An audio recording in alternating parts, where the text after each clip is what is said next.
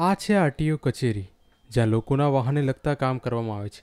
જે ઓફિસમાં લોકો આશા સાથે આવે છે કે પોતાનું કાર્ય પૂર્ણ થશે, પરંતુ અહીંનું આ રેડિયાળ તંત્રના કારણે ન તો કોઈ કામ થાય છે કે કોઈને સુવિધા મળે છે.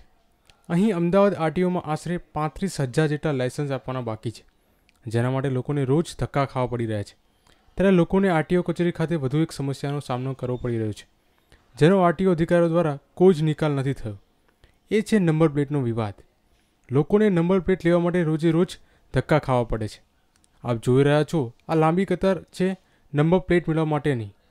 લોકો એ આશાએ ઊભા રહે છે કે આજે તેમને નંબર પ્લેટ મળી જશે, પરંતુ એ લોકોને ક્યાં ખબર છે કે આ રેડિયાળ તંત્રને ક્યાં રસ જ છે કે લોકોની સમસ્યાને હલ કરવામાં.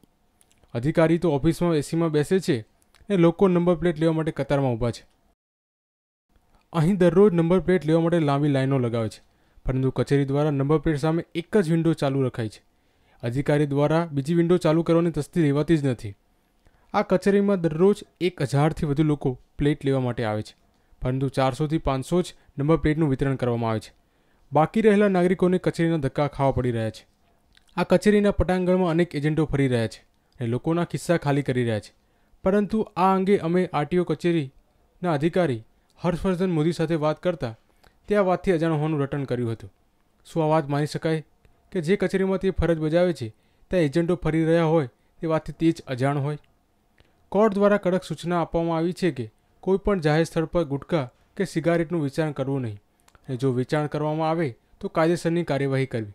પરંતુ આ જુઓ, તમે આરટીઓ કચેરીમાં ખુલ્લેઆમ વેચાણ ચાલી રહ્યું છે, પરંતુ આ અંગે પણ અધિકારી અજાણ હોવાની વાત કરી રહ્યા હતા.